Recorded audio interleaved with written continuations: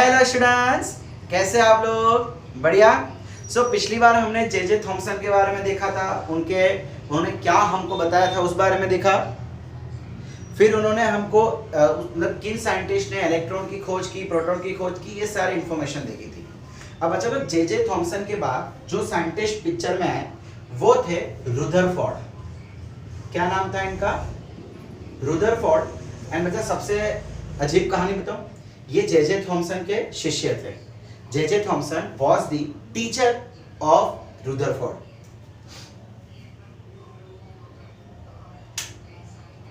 जो चीज J Thomson नहीं कर पाए वो रुदरफोर्ड ने किया। अब इन्होंने ना, एक्चुअली इन्होंने भी नहीं किया, देखो आपके बुक में जिक्र नहीं है बट मैं आपको बता रहा हूं, इन्होंने भी नहीं किया। इन्होंने अपने दो और स्टूडेंट को बोला। एक्चुअली इन्होंने ना 1892 में एक एक्सपेरिमेंट किया, उनके बेसिस पे इन्होंने कुछ चीजें बनाई। अब वही एक्सपेरिमेंट को कंफर्म करने के लिए कुछ सालों बाद इन्होंने अपने दो स्टूडेंट से रिक्वेस्ट की। उन दो स्टूडेंट्स का नाम क्या था? एक अर्नस्ट और एक का नाम फिलहाल नाम मुझे याद नहीं आ रहा। इन्होंने अपने और दो स्टूडेंट को बोला कि वही एक्सपेरिमेंट रिपीट करो जो मैंने 1892 में किया था। कौन सा एक्सपेरिमेंट इन्होंने किया, जरा ध्यान से देखना। इन्होंने क्या किया बेटा, गोल्ड की पतली सी फॉइल ले ली। पता है हम घर पे वो सिल्वर फॉइल यूज करते हैं रोटी व्रैप करने के लिए, चपाती व्रैप करने के लिए, है ना? वैसे ही फॉइल, बहुत ही कितनी पतली फॉइल होती है वो, एक बार मोड़ो तो फिर मुड़ जाती है, बड़ी अजीब होती है ना।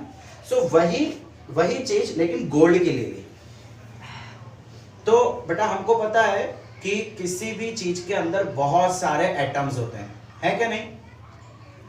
इन्होंने ये गोल्ड फॉइल ली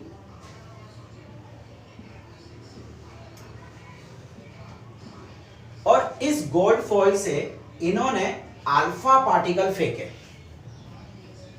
अल्फा पार्टिकल क्या होता है ये हमने हमारे पिछले वीडियो में कवर किया था। इन्होंने क्या किया, ये पतली सी शीट है, बहुत ही आपका जो बुक का पेपर होता है ना उससे भी पतली शीट है, उस शीट के ऊपर इन्होंने अल्फा पार्टिकल छोड़े।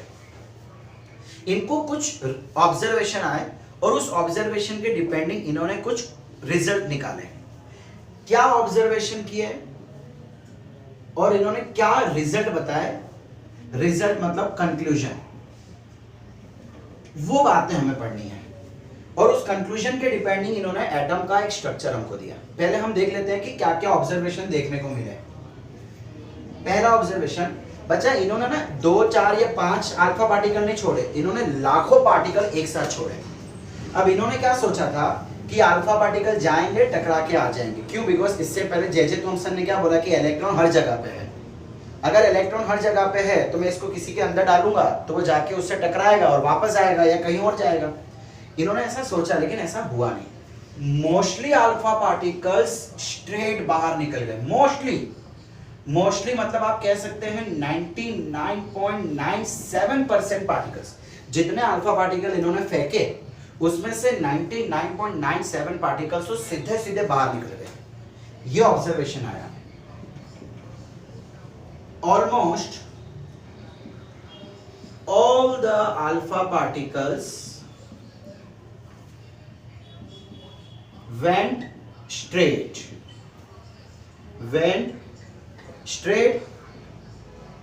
out of the foil।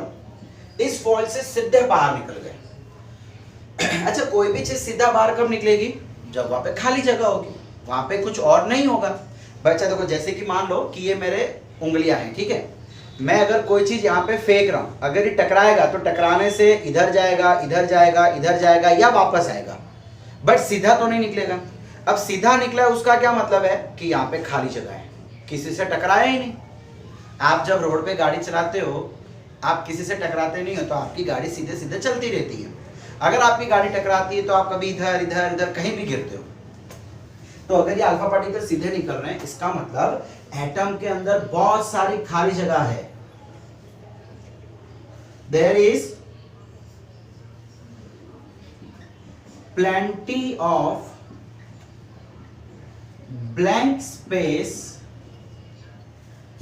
in atom। Atom के अंदर बहुत सारी जगह खाली पड़ी है। सच निकला, बाद में ये चीज एकदम सच निकली। और इन्होंने ये एक्सपेरिमेंट पहले खुद किया था, बाद में अपने दो स्टूडेंट से करवाया था। दोनों साइंटिस्ट ही थे, दोनों इनके स्टूडेंट थे, तब भी सेम रिजल्ट देखने को मिले थे, सेम रिजल्ट। तो इसीलिए उन्होंने कंफर्म बोल दिया कि जो मैं बोल रहा हूँ ना वो 100% सही है, इसलिए वो दावे के साथ ये चीज बोल सकते थे। So there is plenty of blank space in atom. अब सेकंड ऑब्जर्वेशन क्या हुआ बच्चा, कुछ कुछ अल्फा पार्टिकल, कुछ अल्फा पार्टिकल मतलब समझ लो कि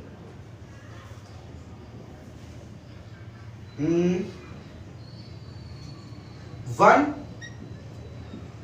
out of 8,000, 1 out of 8,000 alpha particles deviated with some angle।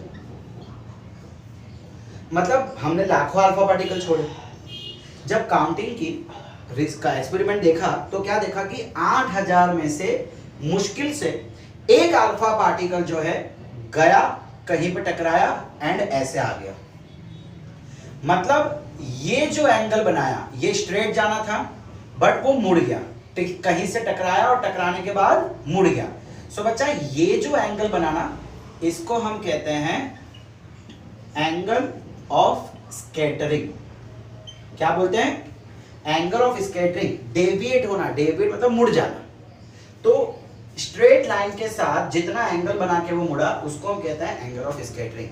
अब बच्चा अगर आपको याद हो तो जे थॉमसन का जो लिमिटेशन था उसमें थर्ड पॉइंट था कि J Thomson angle of scattering समझा नहीं पाए। मतलब जब ये एक्सपेरिमेंट हुआ तो ये स्कैटरिंग क्यों हो रही है, क्या क्या है, इसके बारे में जे थॉमसन बता नहीं पाए थे। मैंने वीडियो में आपसे कहा था कि इस चीज के बारे में मैं आपको आगे बताऊंगा। एंगल ऑफ स्कैटरिंग मतलब कहीं से टकराया, टकराने से मुड़ गया, तो जो एंगल बना that is angle of scattering. समझ आ रहा है? सो इस ऑब्जर्वेशन से रुदरफोर्ड ने क्या बोला कि भाई देयर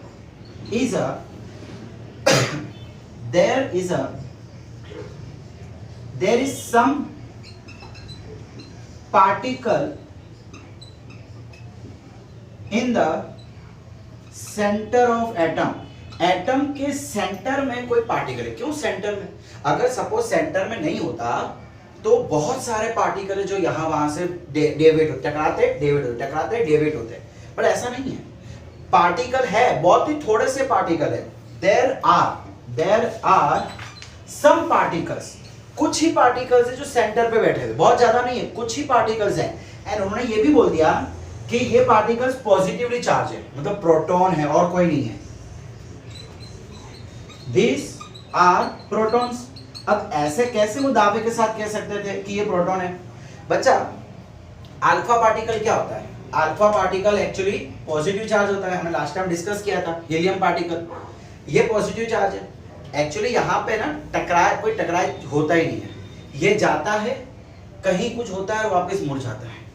देखो आपको पता है ना कि मैग्नेट जो है साउथ पोल रिपेल करते हैं, कभी भी दो साउथ पोल आपस में नहीं आएंगे।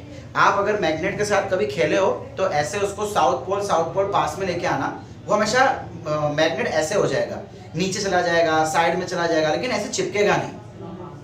वही चीज यहाँ पे भी हो रही है। अब एक पॉजिटिव चार्ज आ रहा है, आया, कुछ ऐसा हुआ कि वो टकराए बिना मुड़ गया। देखो यहाँ पे डेविएट बोला गया, अगर ये टकराता ना तो यहाँ पे हम वर्ड यूज करते हैं कोलाइड। कहाँ गया? डेविएट वर्ड कहाँ यूज किया? यहाँ पे साइंस के अंदर टकराना मतलब कोलाइड करना, और डेविएट होना मतलब बिना टकराए मुड़ जाना, बिना टकराए मुड़ जाना। अब एक पॉजिटिव चार्ज बिना टकराए मुड़ रहा है, इसका मतलब यहाँ पे कोई पॉजिटिव चार्ज है। दूसरा पॉजिटिव चार्ज आया, पॉजिटिव रिपेल हुआ, और रिपेल होने के कारण ये बिना टकराए मुड़ गया। समझ आया? इसीलिए रुदरफोर्ड ने बोल दिया कि भाई कुछ पार्टिकल्स हैं सेंटर पे और ये पार्टिकल्स कैसे हैं? पॉजिटिवली चार्ज है। देखो बच्चा लोग, आप लोगों को जो मैं वैल्यूज बता रहा हूँ ना, 8,000 में से एक या ऐसा, ये आपके बुक में वैल्यूज नहीं है, आपके बुक में सिर्फ फिगर है कि हाँ ऐसे कुछ डेविएट हुए थे, फ्यू। आप भले नंबर याद मत रखना बिकॉज, लेकिन मैं आपको बता रहा हूँ कि जो एग्जैक्ट चीज हुई थी। अगर आप लोग बच्चा लोग 10th के बाद साइंस लेते हो ना, तो 12th साइंस में ये सारी चीजें आती हैं। जो आप पढ़ रहे हो ना, ये चीज 12th साइंस वाले बच्चों को भी आती है, बस आप लोग खाली डायरेक्ट पढ़ रहे हो और वो नंबर के साथ पढ़ते हैं, इतना फर्क आ जाता है, समझ रहे हो? थोड़ा उनको आगे डिटेल में होता है, आपको डिटेलिंग कम होती है, मतलब आप सोच लो 12th के साथ आप लड़ाई कर रहे हो। अच्छा, थर्ड ऑब्जर्वेशन उन्होंने क्या देखा, 1 out of 1 lakh alpha particle deviated with angle greater than 90। वो क्या बोल रहे हैं कि 1 लाख अल्फा पार्टिकल में से सिर्फ एक अल्फा पार्टिकल गया, कहीं पे कुछ हुआ और वो 90 डिग्री से वापस आ गया। बच्चा 90 डिग्री मतलब क्या होगा, ये स्ट्रेट लाइन और अगर टकरा के वापस नीचे आ जाए तो ये 90 डिग्री, बट वो नीचे नहीं आया, वो टकरा के इस तरफ कहीं आ गया। अच्छा, ये चीज कब होगा, जहां तक हमारा लॉजिक कहता है कि अगर मैं किसी को बहुत जबरदस्त तरीके से डेविएट करूं, जैसे मान लो यहाँ पे एक बहुत ही बड़ा सा मैग्नेट का साउथ पोल है और दूसरा साउथ पोल मैं ऐसे नीचे से लेके आ रहा हूँ, स्ट्रेट नहीं, मैं कैसे लेके आ रहा हूँ, नीचे से, ऐसे नीचे से लाया और इसका पावर इतना हाई था कि ये सीधा यूं चला गया, समझ रहे हो? ये टिश्यू ऐसे आया, कुछ हुआ, रिपल्शन, कुछ हुआ से मतलब है रिपल्शन, पॉजिटिव चार्ज, प्रोटॉन है वो तो हमने पहले ही देख लिया, कैसे मालूम पड़ा, ये आया डेविड होकर यूं चला गया तो पॉजिटिव, लेकिन वो कैसे होगा, वो ऐसे होगा, दोनों के बीच में कुछ डिस्टेंस होगा, इसीलिए वो एंगल कम बना रहा है। लेकिन अब अगर कोई तो ऐसा अल्फा पार्टिकल होगा ना कि जो इसके लाइन में होगा, एग्जैक्ट लाइन में नहीं है, थोड़ा सा नीचे है, अब यहाँ पे क्या होगा, रिपल्शन ज्यादा होगा, तो रिपल्शन ज्यादा होने की वजह से ये ऐसे 90 डिग्री से भी ज्यादा डेविएट हो गया। तो यहाँ पे रुदरफोर्ड ने क्या बोला, ऐसा कब पॉसिबल है, जब मैग्नेट की पावर ज्यादा हो या तो इस केस में पॉजिटिव चार्ज ज्यादा हो। इन्होंने क्या बोला, positive charges that is protons are concentrated at the center of atom called nucleus। उन्होंने क्या बोल दिया कि प्रोटॉन है और वो प्रोटॉन एटम के बीच में हैं, बहुत सारे हैं, एटम के बीच में हैं और बहुत सारे हैं। अरे जब चार्ज बहुत सारे होंगे तो ही तो इतना जबरदस्त धक्का लगेगा। आप जा रहे हो और किसी ने आपको धक्का मारा, ऐसा धक्का मारा कि आप ऐसे चले गए, यूं। जब आप क्रिकेट खेलते हो तो एक बंदा बॉल फेंक रहा है और आप यूं मार रहे हो तो ही तो बॉल ऐसे जा रही है ना, वरना बॉल आपको टकरा के यूं चली जाएगी। आप जब बहुत फोर्स लगाते हो तो बॉल इधर या इधर जाती है, बिना फोर्स लगाए नहीं जाती है। सिमिलरली यहाँ पे भी कोई तो फोर्स लग रहा होगा जिसके कारण ये सीधा यहाँ आ गया, और ऐसा फोर्स कब लगेगा, जब बहुत सारे पॉजिटिव चार्ज एक साथ हो। सो उन्होंने बोल दिया द पॉजिटिव चार्जेस यानी कि प्रोटॉन्स आर कॉन्सेंट्रेटेड का मतलब जमा है। कहां पे जमा है, एटम के बीच में जमा है, और जहां जिस जगह पे वो जमा पड़े हुए हैं ना, उस जगह को नाम दे दिया न्यूक्लियस। क्या नाम दे दिया उस जगह को, न्यूक्लियस। समझ आ रहा है, ठीक है, ओके। फोर्थ और लास्ट ऑब्जर्वेशन, बच्चा ये तो पता चल गया कि बहुत सारे पॉजिटिव चार्ज बीच में जमा है। अब उन्होंने एक ऑब्जर्वेशन ऐसा देखा,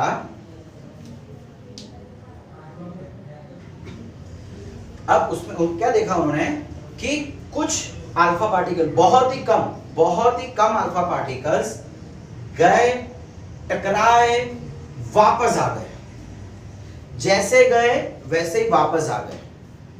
इसका मतलब क्या हो गया, उन्होंने क्या बोला कि जो प्रोटॉन है वो एक या दो नहीं है, वो बहुत सारे हैं। पहली चीज तो बीच में है, और बीच में भी एक दो नहीं है, जितने भी है 8 है 10 है 15 है, जितने भी है बहुत सारे इतनी सी जगह में बैठे हुए। तो ही तो देखो, कुछ पार्टिकल इतना दूर दूर थे तो यूं चले गए, जो थोड़ा नजदीक थे वो यूं चले गए, और जो एकदम आमने सामने आ गए वो सीधा ही वापस चले गए, जम, और ऐसे वापस चले गए।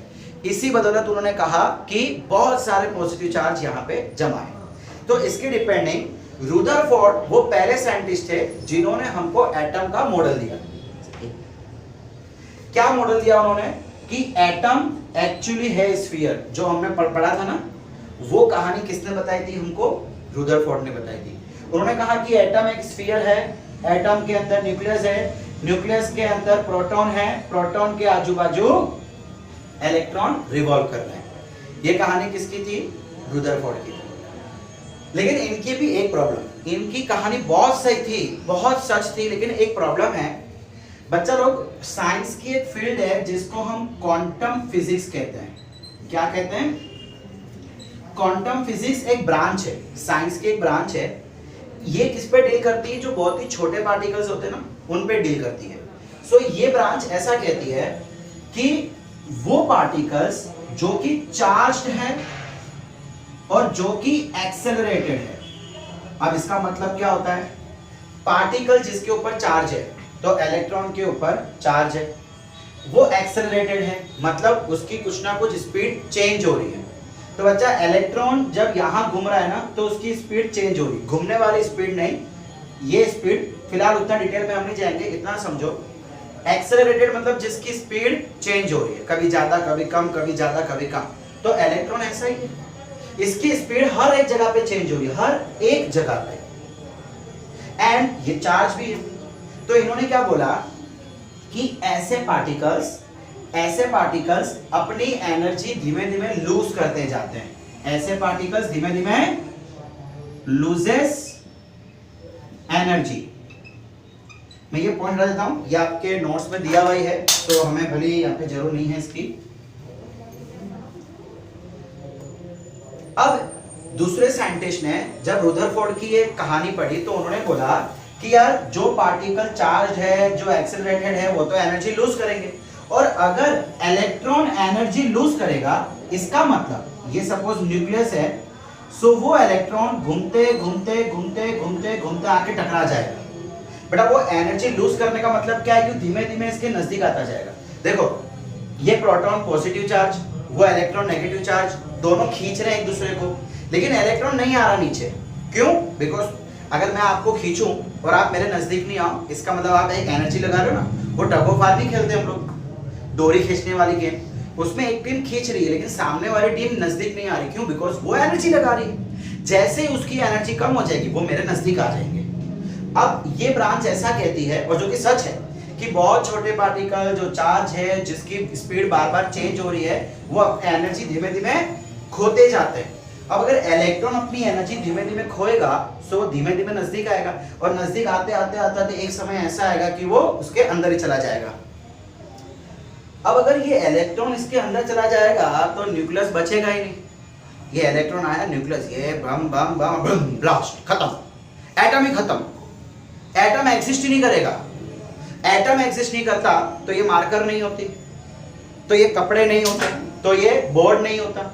लेकिन ये है, मार्कर है, कपड़े है, बोर्ड है, इसका मतलब एटम एग्जिस्ट करता है। अगर एटम एग्जिस्ट करता है तो ये चीज यहां पे नहीं होगी, है कि नहीं? लेकिन अब साइंटिस्ट ने सवाल उठाया कि कैसे? अगर आप बोल रहे हो कि इलेक्ट्रॉन घूम रहा है तो ये होना चाहिए, लेकिन ये हो नहीं रहा, तो बताओ कैसे नहीं हो रहा? रुदरफोर्ड चुप हो गए, कोई जवाब ही नहीं है उनके पास। सो यहां आके रुदरफोर्ड की थियरी फेल हो गई। उन्होंने सब कुछ बोला, सब कुछ सही बताया, लेकिन यहां लिमिटेशन आ गई, रुकावट। क्या इसके आगे क्या उनको भी पता नहीं था। सो इसके बाद आए बोहर नाम के एक साइंटिस्ट। तो बोहर ने, अब देखो रुदरफोर्ड की तो थियरी लिमिट आ गई थी, देखो थियरी फेल नहीं हुई थी, उन्होंने जो बताया था वो सच था, लेकिन एक जगह पे आके वो जवाब नहीं दे पाए। तो इसका जवाब दिया था हमको बोहर ने। इसको हम बोलते हैं बोहर्स एटॉमिक मॉडल। अब अच्छा, बोहर ने रुदरफोर्ड के जो रिसर्च थे, जो एक्सपेरिमेंट था, उसको अपने लेबोरेटरी में बहुत लंबे समय तक, यानी कि 1 साल तक रिसर्च की। 1 साल बाद रुदरफोर्ड ने अपनी रिसर्च के मुताबिक कुछ चीजें बता दी। उन्होंने ये कहा कि क्वांटम फिजिक्स जो कह रही है वो सही कह रही है। सही कहने का मतलब कि इलेक्ट्रॉन जो है वो चार्ज्ड है और उसकी कुछ ना कुछ एक्सेलरेशन है, बिल्कुल सही है। लेकिन इलेक्ट्रॉन घूमते घूमते बीच में नहीं आएगा। उन्होंने क्वांटम फिजिक्स को खुलेआम चैलेंज कर दिया, बोले आप जो कह रहे हो वो सही है लेकिन वो एटम पे लागू नहीं होगा। एक्चुअली होता है कि चार्ज पार्टिकल अब जब स्पीड चेंज होती है तो वो अपनी एनर्जी धीमे धीमे खो देता है, बिल्कुल सही है, 100% राइट है, लेकिन ये चीज इलेक्ट्रॉन में देखने को मिली नहीं। अब इन्होंने क्या बोल दिया कि इलेक्ट्रॉन जो है ना वो न्यूक्लियस के आजू बाजू रिवॉल्व कर रहे हैं और उसको ऑर्बिट का नाम दे दिया। बोले अलग अलग इलेक्ट्रॉन अलग अलग ऑर्बिट में रिवॉल्व कर रहे हैं, अलग अलग इलेक्ट्रॉन अलग अलग ऑर्बिट में रिवॉल्व कर रहे हैं और उसको नाम दे दिया, ऑर्बिट को नाम दे दिया K shell, L shell, M shell. I think हमने पहले देखा होगा कि के एलिमेंट क्या होता है, वो कहां से आया, वो यहां से आया। इन्होंने बोल दिया कि ये जो ऑर्बिट है ना, ये जो ऑर्बिट है एक्चुअली ये एनर्जी लेवल से, क्या है, ये एनर्जी लेवल से। अब एनर्जी लेवल का मतलब क्या है कि बेटा इसकी कुछ एनर्जी, ये जो ऑर्बिट है ना, इस ऑर्बिट की अपनी एक एनर्जी होगी और इस ऑर्बिट में चलने वाले इलेक्ट्रॉन की अपनी एक एनर्जी होगी, और जब ये घूम रहा है तो वो एनर्जी रिलीज नहीं करेगा। ऊपर वाले इलेक्ट्रॉन की कुछ अलग एनर्जी होगी, वो न्यूक्लियस से थोड़ा दूर है तो इसकी एनर्जी इसके कंपैरिजन में कम होगी। देखो जितना दूर जाओगे तो अट्रैक्शन कमजोर होता जाएगा, आप जब मैग्नेट को दूर लेके जाते हो तो अट्रैक्शन कम होता है। सिमिलरली पॉजिटिव, ये अंदर क्या है, पॉजिटिव है, नेगेटिव पॉजिटिव, अट्रैक्शन है लेकिन जितना दूर जाते जाएंगे उतना अट्रैक्शन कम होता जाएगा, मतलब उतनी एनर्जी कम होती जाएगी। सो उन्होंने क्या बोल दिया कि के शेल वाले इलेक्ट्रॉन की एक एनर्जी है, उससे कम एनर्जी एल वालों की है, उससे कम एनर्जी एम वालों की है, उससे कम एनर्जी एन वालों की है। जितना आप दूर जाते जाएंगे उतनी एनर्जी कम होती जाएगी और इलेक्ट्रॉन्स घूमते घूमते घूमते घूमते अपनी एनर्जी नहीं छोड़ते, अपनी एनर्जी नहीं छोड़ते हैं। हाँ, अब जब मैं इसको एनर्जी प्रोवाइड करूंगा, एनर्जी प्रोवाइड करना मतलब बैटरी कनेक्ट कर दो, इसको गर्म कर दो, बॉईल कर दो, वो होता है एनर्जी देने का तरीका। तो जब मैं इसको एनर्जी दूंगा उस समय किसी एक ऑर्बिट का इलेक्ट्रॉन ये एनर्जी लेगा, कूद के कहीं और जाएगा, लेकिन वहां जाके अनस्टेबल हो जाएगा। आप जब किसी और के घर पे जाते हो तो वहां पे 1 घंटा 2 घंटा 10 घंटा 1 दिन 10 दिन रुक सकते हो, लेकिन फिर कंटाला आता है कि नहीं यार अब घर जाना है, अब घर जाना है ना। हम जब घूमने जाते हैं तो 4-5 दिन बहुत मजा आता है, लेकिन फिर हमें ऐसा मन करता है कि यार अब घर चलना है।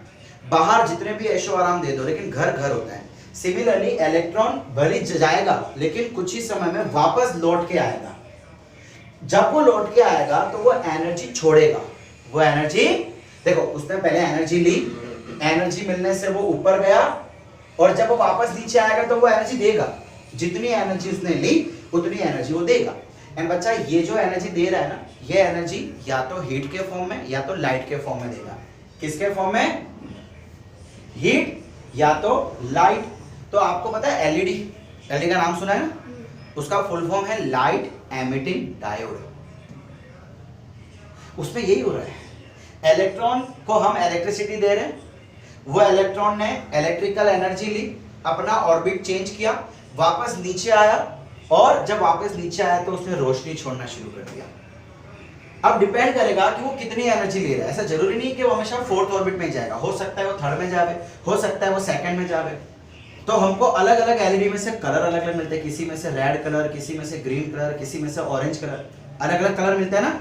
वो इसके कारण होता है कि कितनी एनर्जी वो ले रहा है और आते समय कितनी एनर्जी दे रहा है, उस पर डिपेंड करेगा। जितनी लेगा उतनी ही देगा, समझ आ रहा है। सो बोहर ने ये कह दिया कि रुदरफोर्ड की कहानी बिल्कुल सच है, बस खाली ये चीज है कि वो घूमते घूमते बीच में नहीं आएगा, उसकी एनर्जी फिक्स है, फिक्स हमेशा फिक्स रहेगी, कभी भी चेंज नहीं होगी जब तक हम चेंज नहीं करेंगे।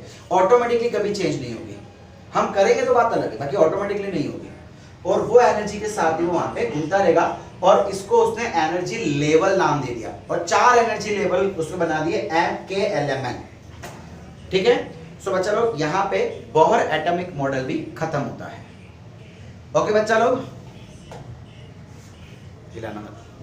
आपके टेक्स्ट बुक में 50 पेज नंबर पे देखो कुछ डायग्राम दिए हैं, ऑर्बिट दिए हैं, उसमें डॉट डॉट दिए हुए हैं। वो डॉट डॉट और कुछ नहीं, वो इलेक्ट्रॉन है। तो बच्चा हम हमारे पहले वीडियो में देख चुके हैं कि फर्स्ट ऑर्बिट में 2, दूसरे में मैक्सिमम 8, ठीक है। तो अगर आपको कोई बोले ना कि इलेक्ट्रिकल कॉन्फ़िगरेशन दिखाओ डायग्राम के मदद से, देखो मैं आपको यहां पे दिखा देता हूं, ये जो फिगर आपको दिख रही है ये, ठीक है। अगर आपको एग्जाम में आवे कि इलेक्ट्रिकल कॉन्फ़िगरेशन डायग्राम के रूप में दिखाना है, तो ये डायग्राम है।